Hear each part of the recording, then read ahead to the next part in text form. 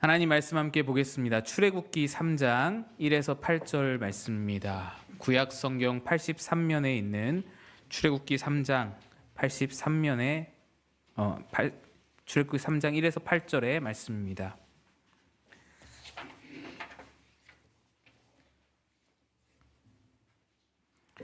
출애굽기 3장 1에서 8절 말씀. 교독해서 읽겠습니다. 모세가 그의 장인 미디안 제사장 이드로의 양떼를 치더니 그떼를 광야 서쪽으로 인도하여 하나님의 산 호렙에 이르매 여호와의 사자가 떨기나무 가운데로부터 나오는 불꽃 안에서 그에게 나타나시니 그 떨기나무가 사라지지 아니하는지라. 이에 모세가 이르되 내가 돌이켜 가서 이 큰 광경을 보리라. 떨기나무가 어찌하여 타지 아니하는고 하니 그때에 여호와께서 그가 보려고 돌이켜 오는 것을 보신지라. 하나님이 떨기나무 가운데서 그를 불러 이르시되 모세야 모세야 하시매 그가 이르되 내가 여기 있나이다. 하나님이 이르시되 이리로 가까이 오지 말라. 내가 선 곳은 거룩한 땅이니 내 발에서 신을 벗으라. 또 이르시되 나는 내 조상의 하나님이니 아브라함의 하나님, 이삭의 하나님, 야곱의 하나님이니라. 모세가 하나님 배웠기를 두려워하여 얼굴을 가리매 여호와께서 이르시되 내가 애굽에 있는 내 백성의 고통을 분명히 보고 그들이 그들의 감독자로 말미암아 부르짖음을 듣고 그 근심을 알고 내가 내려가서 그들을 애굽인의 손에서 건져내고 그들을 그 땅에서 인도하여 아름답고 광대한 땅, 젖과 꿀이 흐르는 땅, 족속, 헷 족속, 아모리 족속, 브리스 족속, 히위 족속, 여부스 족속의 지방에 데려가려 하노라. 아멘. 기도하겠습니다. 하나님 아버지, 오늘도 우리의 아버지 되신 하나님 앞에 나와 그 말씀 듣고자 합니다. 우리의 귀를 열어 주의 말씀 듣게 하시고 우리의 눈을 열어 하나님의 하나님 되심을 보게 하여 주옵소서. 전하는 자 감추시길 바라며 예수님 이름으로 기도합니다. 아멘. 할렐루야. 여러분의 삶과 마음마다 우리 하나님의 은혜가 가득히 넘치기를 바랍니다. 이미 여러분 모습 속에 하나님의 은혜가 넘치고 있을 줄로 믿습니다. 우리 앞뒤 좌우로 인사하겠습니다. 은혜가 넘치십니다.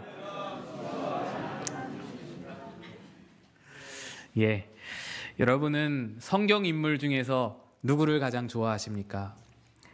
보통의 성도들은 성경의 인물들 중에서 보다 훌륭한 사람들을 좋아합니다. 그래서 시기심 많고 욕심이 많아서 삶에 우여곡절이 많았던 이 야곱은 별로 인기가 없습니다. 그보다 요셉 같은 사람이 좋죠. 또 즉흥적이고 막 다혈질적인 베드로 별로 인기가 없습니다. 그보다 신실하고 믿음직한 바울을 더 좋아합니다. 이를 어떻게 알 수 있냐면 이름 짓는 걸 보면 알 수 있습니다.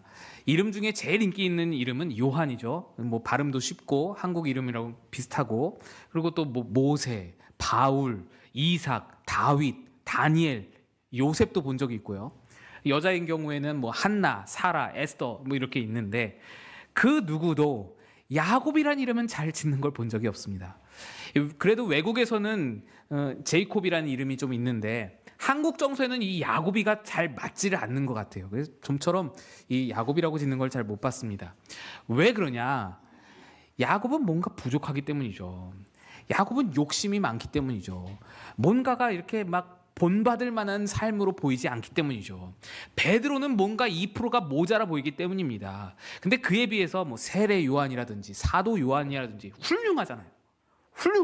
모세, 바울, 다윗, 이삭, 요셉 모두 다 야곱과 베드로보다는 뭔가 훌륭하단 말이죠. 그래서 이름에 많이 쓰이는 것 같습니다. 그런데 이런 생각들은 잘못된 생각입니다. 이 모든 잘못된 생각들이 어디서 출발하느냐? 성경에 기록된 인물들은, 그 이름이 성경에 기록된 자들은 뭔가가 훌륭하기에 성경에 이름이 남겨졌다라는 착각에서부터 이 모든 잘못된 생각이 출발합니다. 그렇잖아요. 우리 생각하기를 성경에 이름이 올라갈 정도 되면은 뭔가가 달랐으니까 거기에 올랐겠지. 뭔가 자격이 있고 실력이 있으니까 성경에 이름을 남겨서 대대로 우리로 불리게 하는 것이겠지. 그런 생각에서부터 모든 착각과 오해가 출발한다는 것입니다. 저도 그랬습니다. 젊은 시절에 저는 바울이 되겠다고 목표를 잡았습니다. 구약에서는 요셉을 좋아했고요. 신약에서는 바울을 그렇게 좋아했습니다. 그래서 바울을 닮고 싶고 바울과 같이 사역하고 싶었습니다. 그래서 당시 제가 만든 이메일 주소도 바울의 영어 이름 폴을 따가지고 폴이 들어갑니다. 에티오피아에서 1년 사역할 때도 사람들이 승연 이름을 잘 발음을 못해요. 승연 막 이상하게 발음해가지고 제가 폴이라고 부르라고 그렇게 영어 이름을 알려주었습니다. 그런데 시간이 지날수록 저는 폴이 될 수 없음을 깨달았습니다. 그래서 안 되겠다. 이거 좀 낮춰야겠다. 그런 생각을 했어요. 마치 아이들 기르는 어머니들이 우리 아이는 딱 아이가 태어나면 어때요? 우리 아이는 세계적인 천재인 것 같아. 정말 영재인 것 같아. 그래서 아인슈타인을 그 우유를 먹인다고 하죠. 그러다가 아이가 좀 크다 보면 어떻습니까? 세계적인 영재는 좀 아닌 것 같고 서울대나 가라 해서 서울 우유를 먹이고 그러다가 연세 우유로 바뀌고 건국 우유로 바뀌고 삼육 우유로 바뀌다가 나중에 고3이 되면은 그냥 하루하루 건강하기나 해라 매일 우유를 먹인다.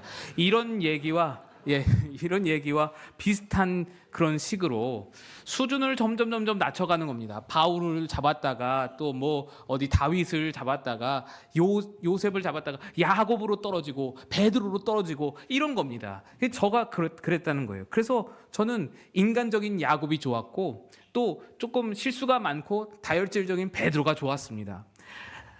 그런데 성경을 또다시 깊이 있게 보다 보니 그것도 아니라는 것을 깨달았습니다.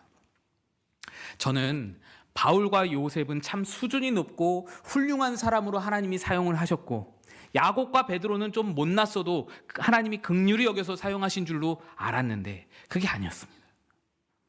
바울도 요셉도 제가 대단하다고 생각했던 바울도 요셉도 다니엘도 그 어떤 위대한 인물도 다 못난 구석이 있다는 것을 보게 됐습니다. 다 그들 나름대로 못난 구석이 있었습니다.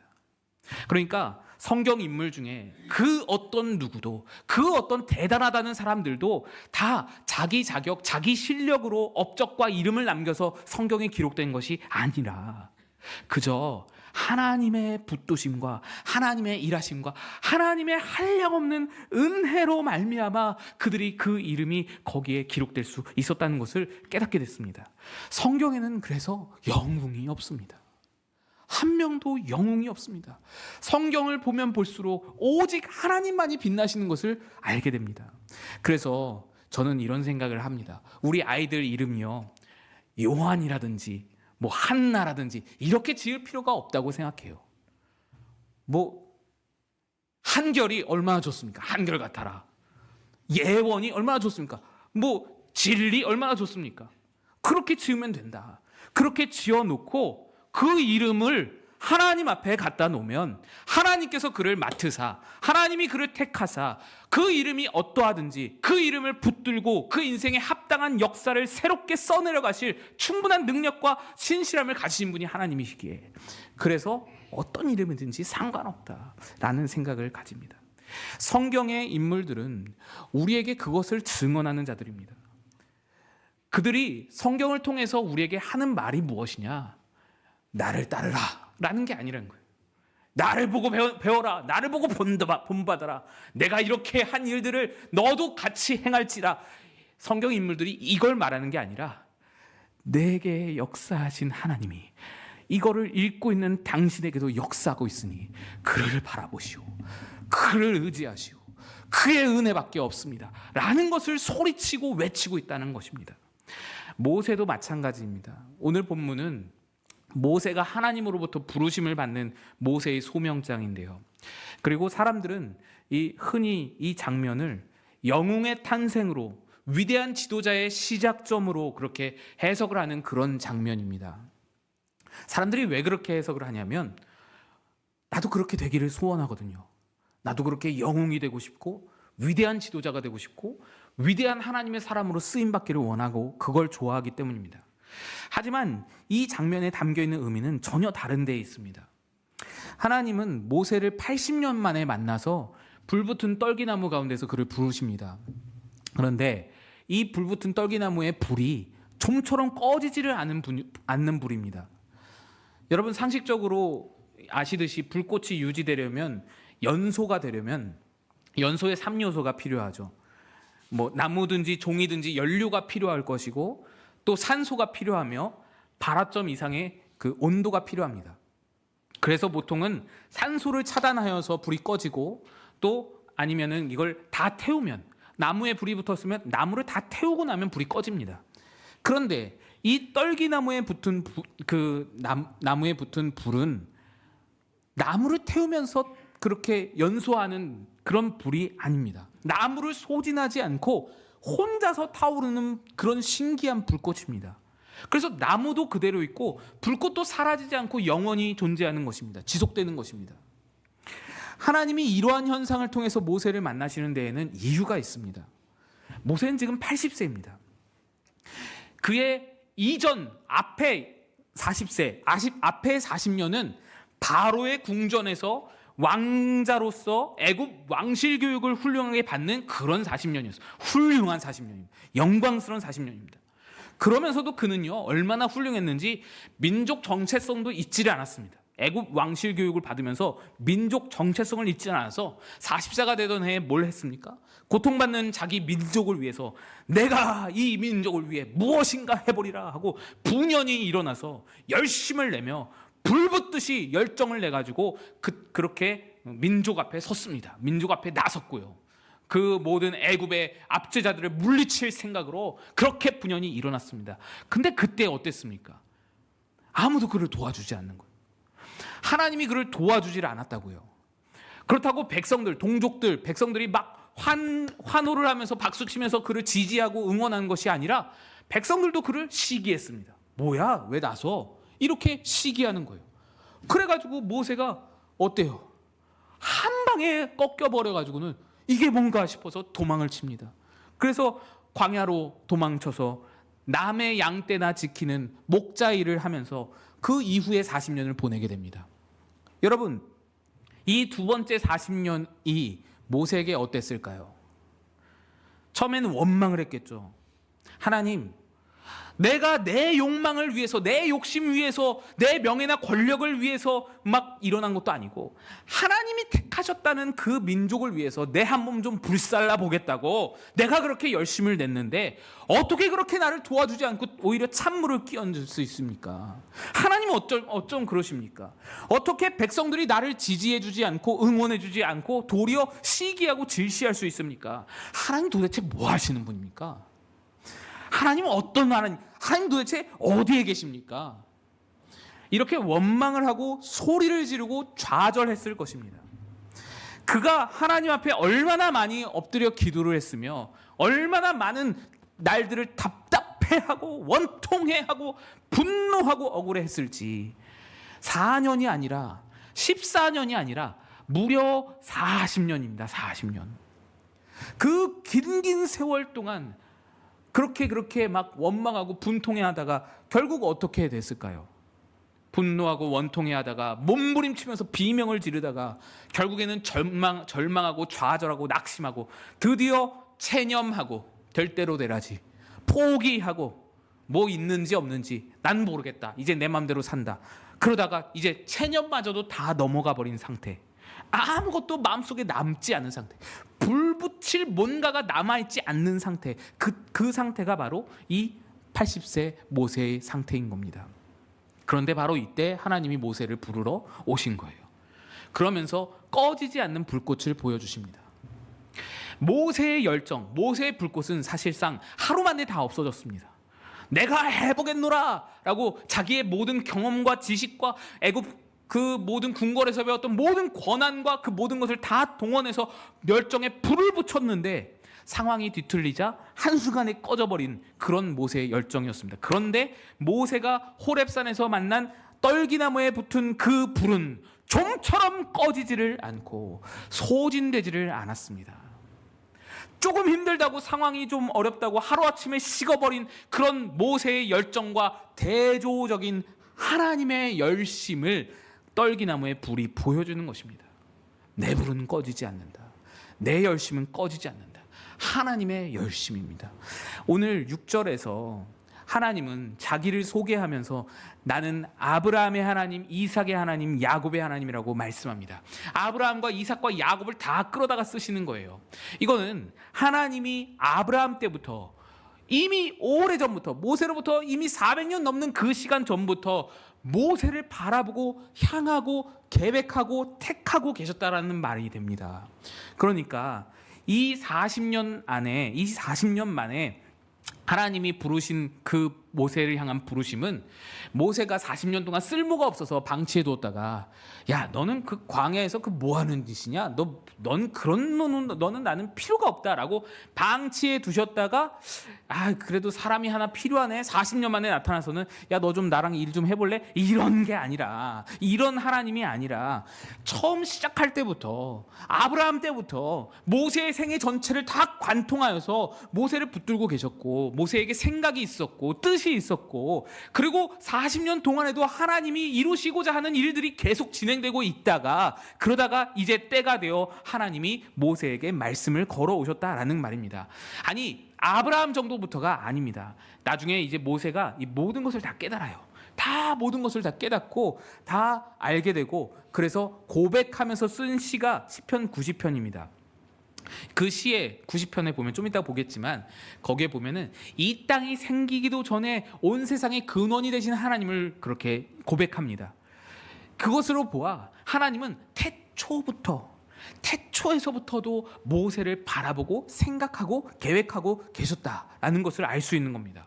그러니까 모세를 향하신 하나님의 열심, 모세를 향하신 하나님이 붙이신 그 불꽃이 언제부터 시작하여서 언제까지 지속되느냐, 태초로부터 시작되어서 한순간도 꺼짐이 없이 40년 아니라 80년 아니라 100년이 아니라 뭐 몇백 년이라고 할지라도 그 동안에 한 번도 꺼지지 않고 열심히 타오르면서 영원히 지속된다라는 것을 말해주고 있는 것입니다. 하나님이 그걸 말하는 거예요. 아브라함과 이삭과 야곱을 동원해서 자신을 말하시는 말씀이. 하지만 모세는 이 떨기나무의 불을 보아도 그걸 알지 못하고, 아브라함과 이삭과 야곱의 하나님이라는 말씀 속에서도 그걸 알아듣지 못합니다. 그리고는 모세는 반발합니다. 신경질을 냅니다. 내가 누구이기에 바로에게 가며 내가 누구이기에 이스라엘을 구원합니까? 이 말의 의미가 무엇입니까? 아니, 지금 하나님 도대체 어디에서 뭐 하다가 이제야 나타나서 이런 말을 합니까? 열심을 내시려면 40년 전에 그때 하셨어야죠. 이제 열심히 다 식어가지고 어떻게 불 붙이는지도 다 까먹었고, 그 대단했던 왕실교육 40년 동안 받았던 거 그거 다 잊어버려서 지금은 양치는 것밖에는 할 줄 아는 게 없는데, 이 80 노인에 어떻게 뭘 바라고 뭘 기대하고 이제서야 바로에게 가라고 하면 어쩌자는 겁니까? 원망하는 거예요. 그 의욕이 완전히 상실된 상태인 것입니다. 그러자 하나님이, 모세야, 내가 너와 함께 하겠다. 내가 할게. 내가 이룰게 라고 말씀하십니다.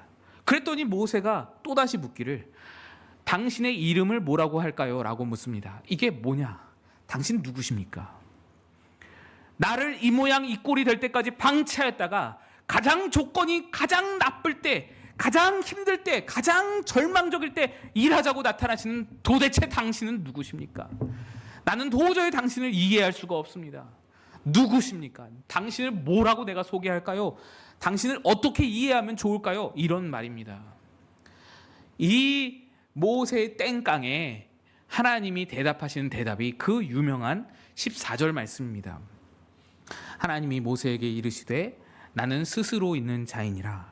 또 이르시되 너는 이스라엘 자손에게 이같이 이르기를 스스로 있는 자가 나를 너희에게 보내셨다 하라. 여기서 나는 스스로 있는 자다라는 표현은 히브리어 비동사의 비동사로 만들어진 그런 문장입니다. 영어로는 I am who I am 이라고 할 수 있습니다. I am who I am. 직역하면 나는 나다입니다.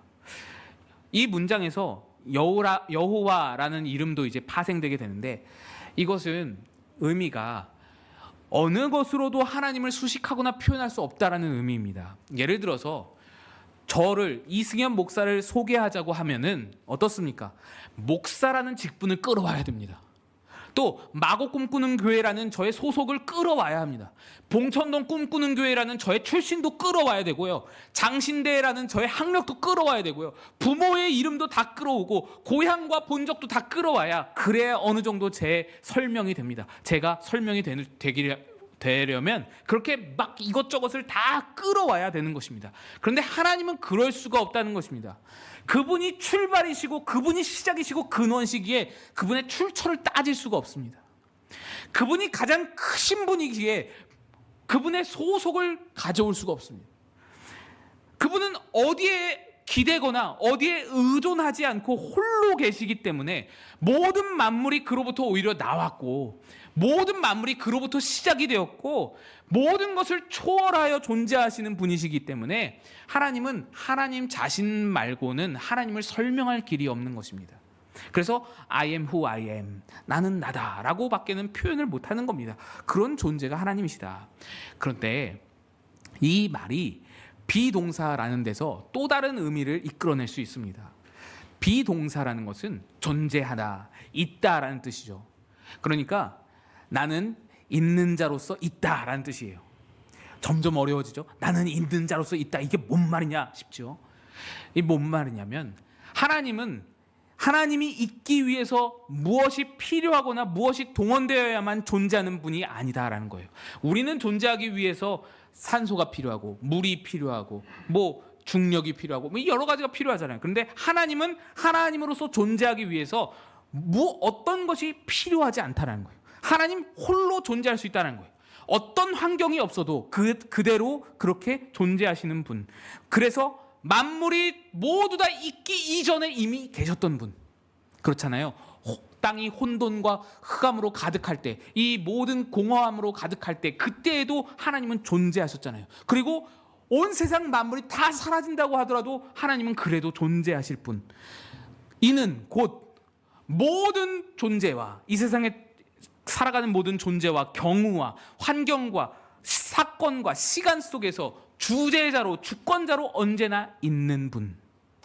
그래서 하나님이 없는 곳을 생각할 수 없고 하나님이 없는 경우가 없고 하나님이 없는 영역이 없고 하나님이 없는 시간이 없고 제가 참 좋아하고 설교를 자주 듣는 목사님 한 분 계신데 남포교회 원로 목사이신 박영선 목사님이십니다. 그 목사님이 이 구절을 간추려서 이렇게 표현하십니다. 하나님은 하나님이시기를 중단한 적이 없다. 하나님은 하나님이시기를 중단한 적이 없다.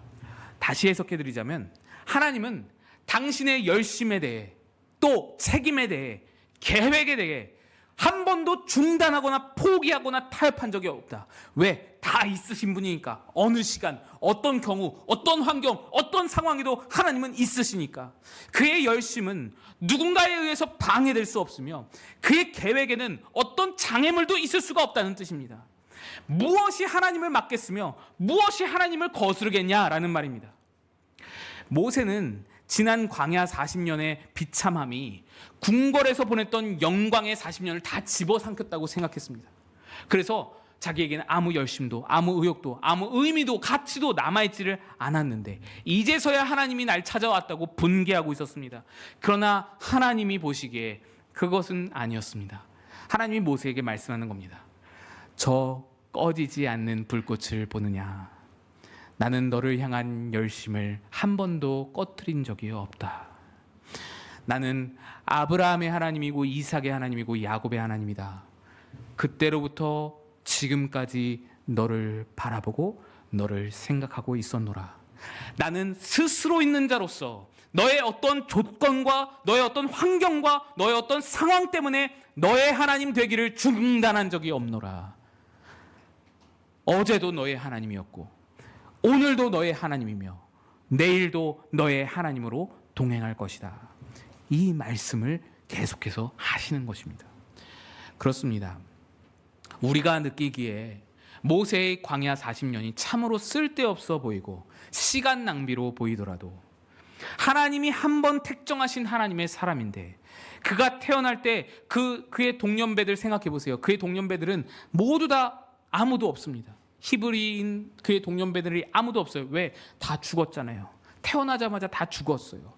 모든 아이들이 다 죽어가던 그 엄혹한 시절에 하나님의 전적인 도움으로, 하나님의 은혜로 살아남아서 애굽 궁궐에서 길러진 특별한 하나님의 선택된 사람이지 않습니까? 그렇게 하나님의 선택된 자인데 지금 그의 조건과 환경이 아무리 형편없다 하더라도, 아무리 그가 광야에서 양치는 목자라고 할지라도 무엇이 모세를 택하신 하나님의 의지를 꺾겠느냐 말입니다.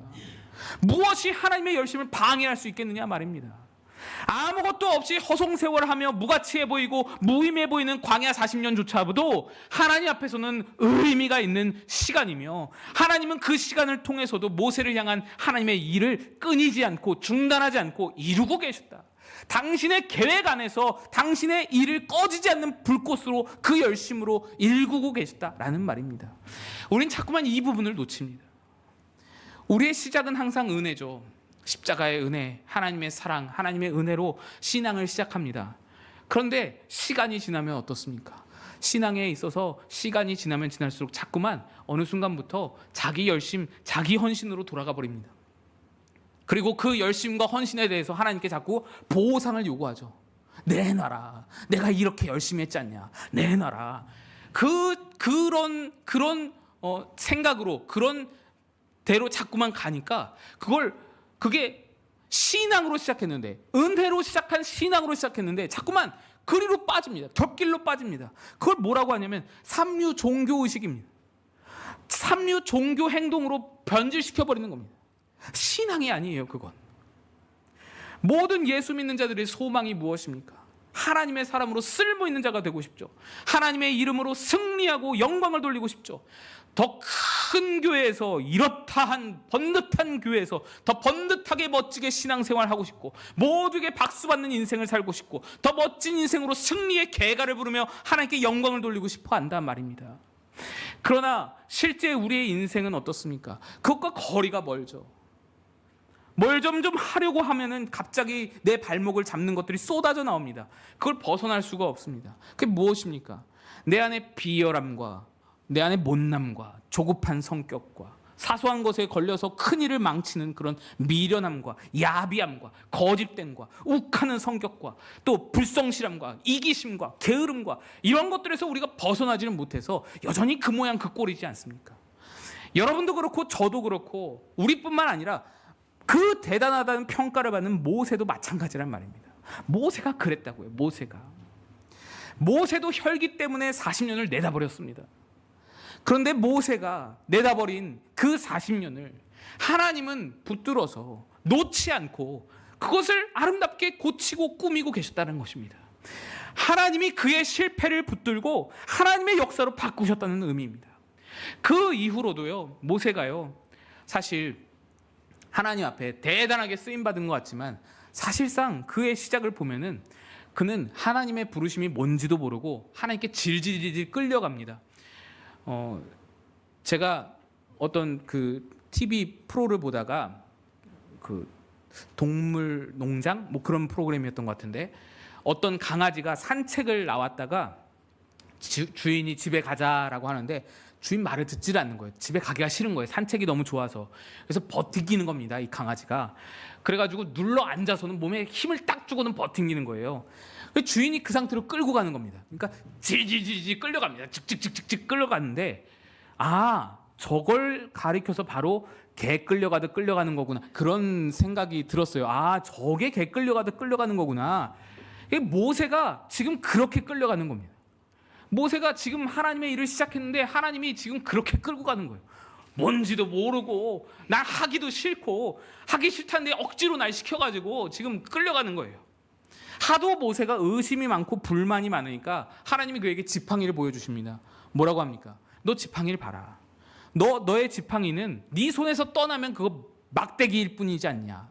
그냥 마른 막대기잖아요. 생명력 없고 아무 쓸모도 없는, 그냥 장작에 넣으면은, 불에 넣으면은 타버릴 그냥 막대기지 않습니까? 근데 모세가 잡으면 어떻습니까? 모세의 지팡이로서 홍해를 가르고 반석에서 물이 나오고 놀라운 능력이 그 지팡이와 함께 일어나지 않습니까? 네가 바로 지팡이다라는 거예요. 네가 바로 마른 막대기다. 너를 내가 잡으면 너는 나의 지팡이로서 하나님의 일을 이루고 놀라운 역사를 이루는 데 사용되지만 너를 내가 놓으면 넌 마른 막대기다. 아무것도 아니다. 네가 의지할 자가 누구냐. 이걸 말하는 겁니다. 그 말씀을 하시는 거예요. 내가 너를 이제부터 끝까지 놓지 않고 붙들겠으니 너 나를 의지해라. 너 나를 바라봐라. 우리는 모세를 존경하고 모세를 대단한 인물로 보는데 우리에게 있어서 모세를 존경할 만한 무엇인가가 모세에게 있다고 하더라도 모세를 바라볼 때 우러러 볼 만한 어떠한 것이 있다고 하더라도 그 어떤 것, 그 모든 것은 다 모세의 잘남 때문이 아니었습니다. 모세에게서 모세가 나온 것이 아닙니다. 모세의 모세됨은 모세의 열심이거나 모세의 노력으로 된 것이 아닙니다. 누가 모세를 모세 되게 했습니까? 누가 아브라함을 아브라함 되게 했으며 누가 요셉을 요셉 되게 했으며 누가 바울을 바울 되게 했습니까? 바울이 이렇게 고백합니다. 고린도전서 15장입니다. 그러나 내가 나 된 것은 하나님의 은혜로 된 것이니 내게 주신 그의 은혜가 헛되지 아니하며 내가 모든 사도보다 더 많이 수고하였으나 내가 한 것이 아니오 오직 나와 함께 하신 하나님의 은혜로라. 여러분, 이 말을요 겸손 떠는 말로 생각하시면 안 됩니다. 내가 수고했지만 내가 한 것이 아니다. 겸손 떠는구나. 그렇게 생각할 수 없습니다. 이거는요 바울의 진심이에요. 바울의 모든 삶의 경험에서 우러져 나오는 우리고 우려져서 나오는 한마디 고백인 것입니다. 내가 한 것이 없다는 거예요. 다 하나님이 하셨다고 고백할 수밖에 없는 바울인 거예요. 나를 쳐다보면 쳐다볼수록 실망스러운 자기뿐인데 그 안에서 어떻게 이런 열매가 날 수 있는지 도저히 상상을 못하겠는데 하나님이 하셨다는 것을 깨닫는 겁니다. 성경의 어떤 인물들일지라도 오직 하나님의 은혜가 그들을 자라게 합니다. 그들을 그 자리에 서게 하십니다. 그게 다 하나님의 실력이고 하나님의 열심입니다. 그들과 여러분이 실력이 없다는 면에서 다를 바가 없다는 것입니다. 그러니 우리도 일단 은혜로 시작을 했으면 은혜를 의지하고 살아가야 한다라는 말입니다. 하나님은 지금도 우리를 부르십니다. 떨기나무의 불과 같이 꺼지지 않는 불꽃으로 우리를 부르시고 아브라함과 이삭과 하나님의 그 야곱의 하나님의 이름으로 우리를 부르십니다. 나는 하나님이기를 중단한 적이 없다고 하시면서 우리를 부르십니다.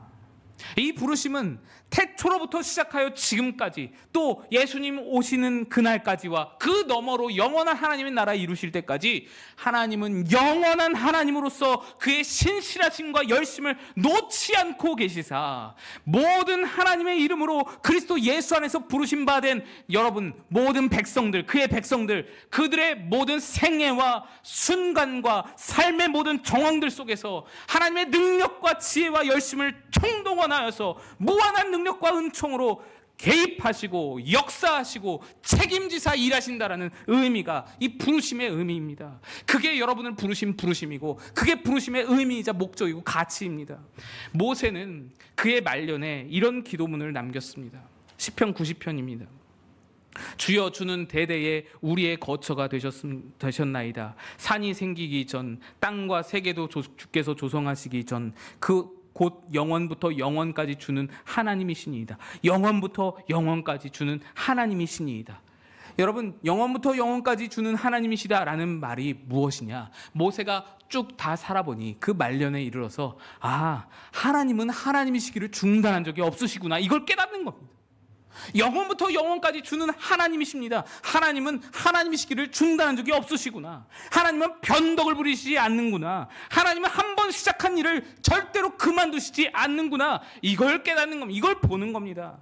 상황이 안 좋아졌다고 조금 힘들어졌다고 포기하거나 중단하지 않는다는 겁니다. 내가 누군가를 택했는데 이놈이 말을 안 들어요. 이놈이 참 진짜 정말로 땡깡에다가 때를 쓰고 뭐 난리를 피우고 말을 안 듣고 주저앉고 드러눕고 말을 안 들어요. 그런다고 하나님이 포기하는 법이 없다는 말입니다. 너는 내가 도저히 못하겠다, 이런 법이 없다고요. 누가 방해를 한다고, 누가 상황을 안 좋게 한다고 해서 그걸 포기하고 놔버리는 하나님이 아니라 신실하신 하나님입니다. 영원부터 영원까지 하나님은 하나님이시다라는 겁니다. 하나님의 자리를 놓지 않고 벗어나지 않으신다는 것. 신실하신 하나님. 그런데 그에 반해서 우리는 어떠하냐? 모세가 깨달은 바가 이렇습니다. 모세 자신을 이렇게 말해요. 90편 9절에서 12절입니다. 우리의 모든 날이 주의 분노 중에 지나가며 우리의 평생이 순식간에 다하였나이다. 우리는 주님의 분노를 일으키는 것 말고는 할 수 있는 게 없다는 겁니다. 주님의 분노를 일으키는 것 말고는 할 줄 아는 게 없다는 겁니다. 10절 우리의 연수가 70이요 강건하면 80이라도 그의 연수의 자랑은 수고와 슬픔뿐이요 신속히 가니 우리가 날아가나이다. 아무리 오래오래 살고 아무리 강건하게 살아도 80을 살고 100세를 살아도 그 삶의 자랑이 뭐냐? 하나님 앞에 내놓을 게 뭐냐? 수고와 슬픔뿐이랍니다. 수고와 슬픔, 헛되고 헛된 거예요. 하나님 앞에 뭔가 선하다고, 하나님 앞에 뭔가 선한 것을 만들어낼 실력이나 신실함이 전혀 없다는 말입니다.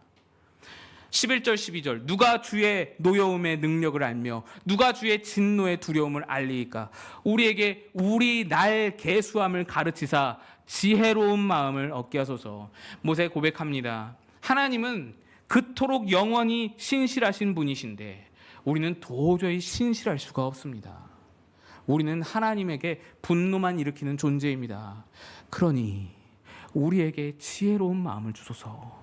지혜가 무엇입니까? 여기서 말하는 지혜가 무엇입니까? 우리는 하나님의 은혜로 사는 자임을 깨닫게 하소서. 내 어떠함을 의지하지 말고 내 어떠함을 의지하고 살면은 남는 것이 수고와 슬픔밖에 남길 것이 없는 그런 실력 없는 존재인데 그렇게 살지 말고 마른 막대기 같은 우리를 하나님이 붙드셔서 지팡이로 사용하시 그 은혜를 깨닫고 그것을 바라보고 거기서부터 의미와 가치가 나옴을 바라보게 하소서. 주의 은혜를 붙드는 것이 지혜이구나. 모세가 이 결론에 도달하게 된 것입니다. 그리고 이것이 우리의 말년에 똑같이 고백해야 할 고백인 것입니다. 여러분이 바로 모세입니다. 여러분이 바로 아브라함이고 여러분이 바로 바울입니다. 하나님 앞에서 그들과 여러분에게는 아무런 차이가 없습니다. 다 동기동창이에요. 다 동창입니다. 그들이나 여러분이나 하나님의 은혜로 붙들고 만들어 가셔야만 하는 무력하고 실력 없는 인생들이라는 것에서 차이가 없다는 것입니다. 그렇다면 우리도 그들처럼 하나님을 붙드는 것 외에는 할 수 있는 것이 없습니다. 말씀에 순종하고 그의 뜻에 충성하며 하루하루를 신자답게 살아가는 것 외에는 우리 삶을 의미 있고 가치 있게 만드는 방법이 없다는 것입니다. 여러분, 하나님이 여러분을 어제나 오늘이나 내일도 변함없이 책임지고 붙드십니다. 그러면 이제 그 신실하신 하나님 앞에 어떻게 반응해야 하겠습니까? 어떻게 반응하실래요? 믿음으로, 순종으로, 충성으로, 사랑으로 그렇게 하나님께 반응해야 하지 않겠습니까? 그런 여러분 다 되시기를 주님의 이름으로 축복드립니다. 같이 일어나서 찬양하겠습니다.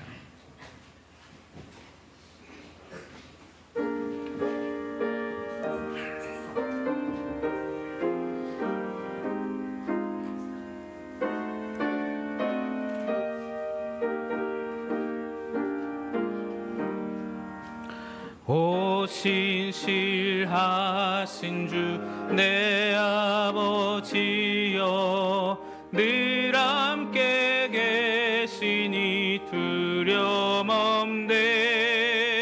그 사랑 변찮고 날 지키시며 어제나 오늘이 한결같네.